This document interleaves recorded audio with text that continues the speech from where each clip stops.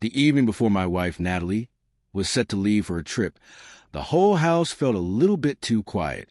I stood in the doorway of our bedroom and watched her as she got everything ready. She reached down and pulled the zipper on her heavy suitcase, and the sound seemed to echo in the room. When she was finished, she turned around and gave me a smile. It was that same sweet, comforting smile she had used so many times over the years. Whenever I was feeling sad or worried, that smile always made me feel like things would be okay. She walked over to the mirror to fix her work jacket, making sure the collar was perfectly straight. "Try to relax a little while I am gone," she told me in a gentle voice. "It is only going to be a very short business trip, and I promise I will be home before you even miss me." I really could not say no to this trip, because the whole group of big bosses is going, and it is important for my job. I gave her a small nod and tried to look happy for her, but deep down in my heart, things felt very different this time. I had a little knot in my stomach that simply would not go away. I had started to notice that whenever I brought up the name of her boss, a man named Greg Harrison, she would immediately look away from me. She did not want to look me in the eye anymore. Also, over the last few months, she had started being very careful with her phone. She would keep it close to her at all times, even when she was sleeping, or she would flip it over, so I could not see the screen if a message came in. It was a strange and sad change for our relationship. Even though I felt very worried, I gave her a soft kiss goodbye the next morning and told her I hoped she had a safe flight. A few hours later, a text message arrived from her while she was waiting at the airport. It was a photo of her smiling at the camera, and she wrote, "See you in 3 days. I love you." I sent back a little red heart and went off to my job, tried to act like everything in my life was perfectly fine. But on the inside, I was really struggling to keep my thoughts straight. I could not stop thinking about a very strange email I had received the night before from someone I did not even know. It was a very short message, just one single sentence long, but it felt very heavy.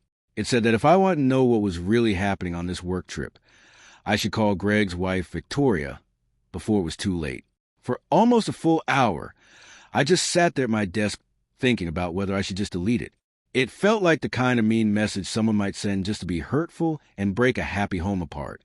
But in the end, I realized that I just had to know the truth for myself. I found the phone number for Victoria Harrison in a public list for local businesses, and I decided to take a deep breath and call her.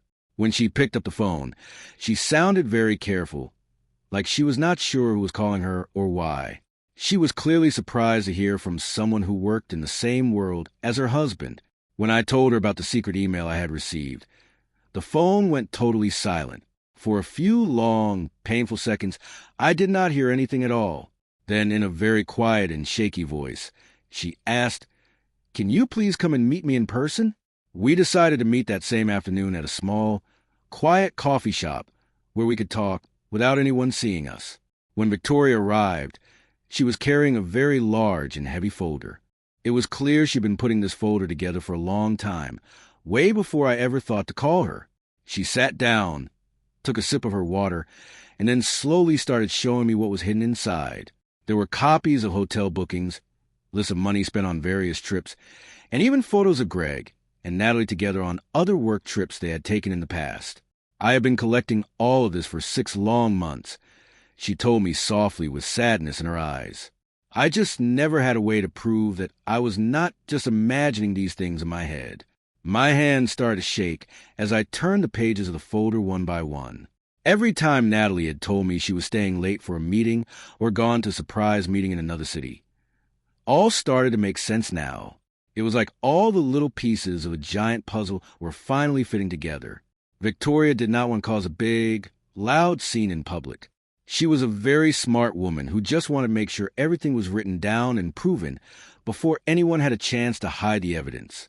That is why she thought we should go talk to a man named Michael Reed. Michael was a lawyer who helped people when things went wrong at work, especially when it came to money and how people should behave. The very next morning, the 3 of us sat together in a quiet room at Michael's office. We spent a long time looking through old emails, company records about travel, and papers where people asked to be paid back for things they bought. What we found started as a sad story about 2 people being unfaithful, but it turned into something much bigger and more serious. It turned out that Greg had been saying yes to very expensive hotel rooms, fancy private dinners, and personal things they bought for themselves, but he was pretending they were for meetings with clients who did not even exist. Natalie was not just keeping secrets from me at home. She was also signing her name on these money reports, knowing they were full of lies. She was helping hide their personal vacations by making them look like work trips on the company books. Michael looked up from all the papers and spoke in a very quiet and serious voice. "This is not just a problem between husbands and wives anymore," he said. "This is something that could make people lose their jobs and their careers forever." I realized right then that the person who sent that secret email was not trying to hurt my marriage. They were just trying to show me the truth before someone else could hide it away forever. The work trip ended one day earlier than it was supposed to, just after the noon hour. I heard the front door open. Natalie walked inside, pulling her heavy suitcase behind her on the floor. She had a big smile on her face as she called out, "Honey, I am home." But then she stepped into the living room and she completely froze. Sitting right there on our sofa was Victoria. She was holding that big folder full of proof. Right next to her sat Michael Reed, the lawyer, who was calmly reading through some papers. I stayed right where I was, sitting in my favorite chair, and I did not say a single word. Natalie's smile went away in an instant. Her eyes moved quickly from Victoria to Michael, and then they finally landed on me. "W, what is all of this?" she whispered, and her voice sounded very small and scared. Michael closed the folder with a soft thud and spoke before I could say anything. "Mrs. Carter, I think it is time we had a very long talk about your marriage and about those money reports from your work." All the color left Natalie's face. She looked very pale and tired as she realized that this was not just another talk where she could make up a story to get out of trouble. Natalie let go of her suitcase right where she was standing. "This is not what you think it is," she said, and I could hear her voice shaking. Victoria looked at her with a kind of sadness. The anger she had felt for months seemed to be replaced by just feeling sorry for everyone involved. "Then please tell me why my husband only booked one hotel room for every single trip you two went on," Victoria asked. Michael reached over and slid several papers across the table so Natalie could see them. There were hotel bills, work money reports, receipts from restaurants, and even notes about when they were seen on security cameras. Every single page had a signature on it, and many of them were Natalie's own writing. She started flipping through the pages, her hands trembling. She looked at me and said, "Ethan, I can explain every single one of these things." I just shook my head slowly. "You already had so many chances to tell me the truth," I said quietly.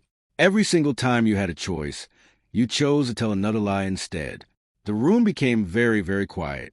For the first time in our whole marriage, Natalie saw that no one in that room wanted to hear another excuse. We were all just waiting to see if she would finally be honest. After almost a full minute of nothing but silence, Natalie finally broke down and started to cry. She admitted that the secret relationship with Greg had started about a year ago after they went to a big meeting for their industry. What started as just a few secret dinners slowly grew into trips where they stayed overnight, but they told everyone they were meeting with clients. "I never thought it would get this bad," she whispered through her tears. Michael looked at her, not with anger, but just like he was doing his job. "The secret relationship is something for you and your husband to figure out," he told her, "but the fake money reports are a problem for the company." Greg had used thousands of dollars of the company's money for himself, and Natalie had signed the papers to help him. By that afternoon, Michael had already told the leaders of the company that they were starting a deep look into what happened. Natalie and Greg did not know it yet, but their work accounts had already been turned off. The trip they used to hide their secret was now the reason every single dollar they spent was being looked at very closely. 3 weeks later, the investigation was all done. Greg was fired because of how he acted and how he used the company's money. Natalie quit her job before they could have the final meeting to fire her. She hoped this would keep her record clean so she could find a new job, but it did not really save her name. People still found out. She called me almost every single day, asking if we could please have one last talk. Finally, I said I would meet her at the little park where we had once gone to celebrate when we first got engaged. She looked very tired when I saw her. She was holding her wedding ring in her hand. "I lost everything," she whispered to me. I looked down at the ring before I spoke. "No, Natalie," I said gently. "You did not just lose it. You gave it all away, one choice at a time." She cried as she told me that Greg had already stopped talking to her completely after he lost his job.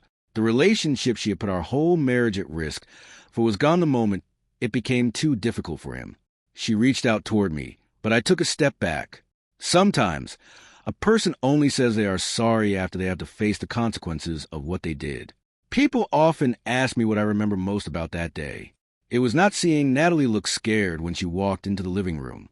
It was how calm I felt inside. Months ago, I would have been yelling or crying or begging for answers. But instead, I just let the truth do the talking. That secret email did not break my marriage. It just ended the dream that my marriage was built on being honest. When Natalie smiled and said it was just a work trip, she thought I would just believe her and not ask questions.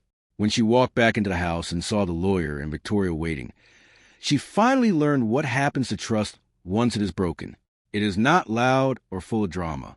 It is just quiet, well-prepared, and based on the facts. By the time she saw that, there was nothing left for either of us to save. Our story had reached its final page today, and I was ready to start a new and more honest chapter.